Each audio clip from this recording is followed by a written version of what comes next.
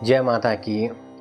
प्रियजनों, आज आपके समक्ष एक नई चर्चा और चर्चा है करवा चौथ व्रत की, जिसको संस्कृत में करक चतुर्थी व्रत भी कहते हैं। प्रियजनों, जो माताएं बहनें अपने सौभाग्य की कामना हेतु, अपनी पति की दीर्घायु की कामना हेतु इस व्रत को रखती हैं, वो कल 1 नवंबर को रखेंगे। 1 नवंबर को करवा चौथ का व्रत आ रहा है और इस बार का जो व्रत है वो विशेष 2 शुभ योगों को साथ लेकर आ रहा है। पहला योग है सर्वार्थ सिद्धि योग और दूसरा है शिव योग। तो सर्वार्थ सिद्धि योग तो प्रातः 1 नवंबर को 6 बजे से प्रारंभ हो जाएगा और अगले दिन तक जो है 4:36 तक रहेगा। परंतु जो शिव योग है वो दोपहर आपका जो है 2:07 से प्रारंभ होगा और अगले दिन सूर्योदय तक रहेगा। तो शास्त्रों का कथन है, जिसका नाम ही सर्वार्थ सिद्धि योग, जो सब सिद्धियों को प्रदान करने वाला है। इस योग में जो भी कार्य किया जाता है उसमें अवश्य में वो सिद्धि प्राप्ति होती है। सभी माताएं इस व्रत को सर्वार्थ सिद्धि योग और शिव योग के साथ व्रताचरण करेंगी।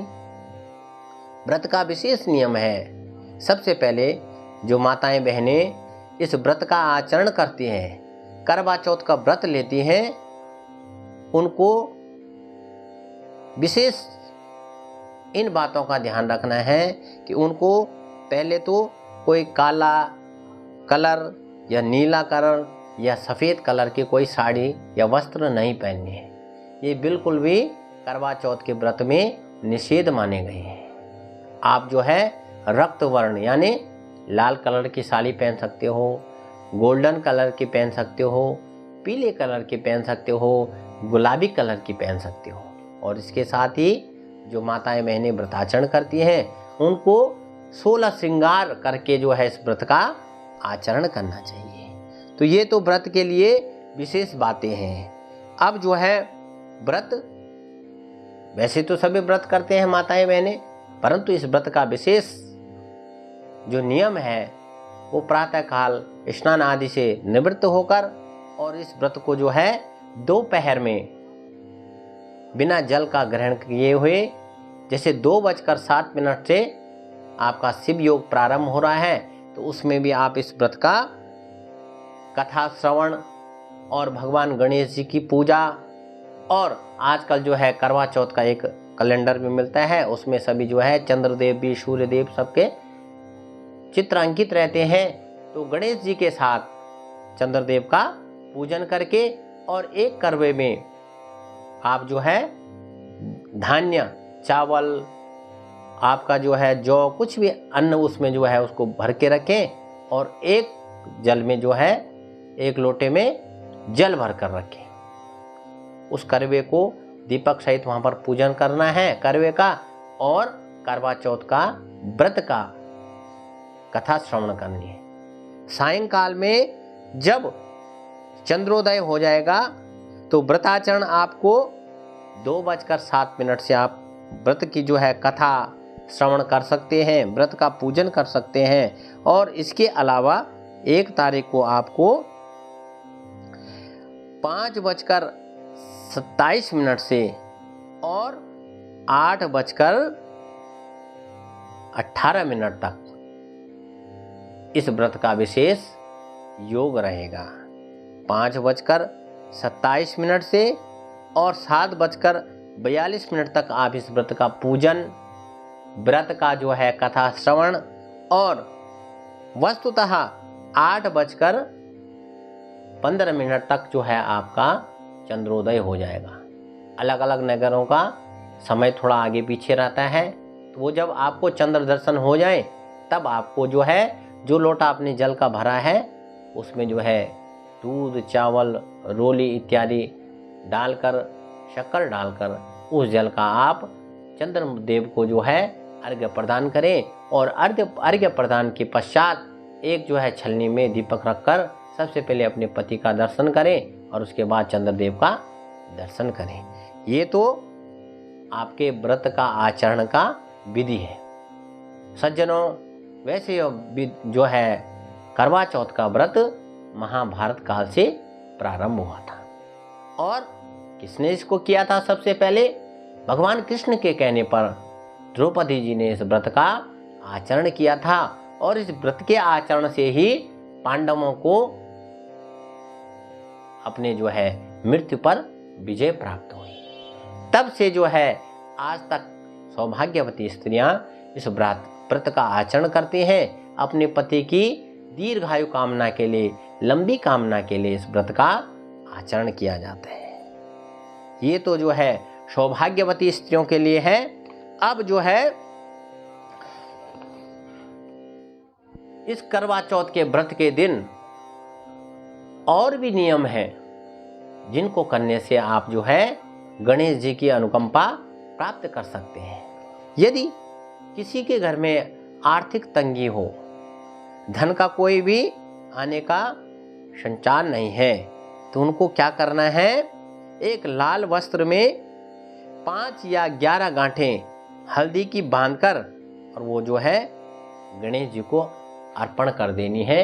ये आपको जो है शिव योग में करना है, जो 2:07 से प्रारंभ हो रहा है। तो उससे गणेश जी की कृपा आप पर होगी और आर्थिक तंगी से आपको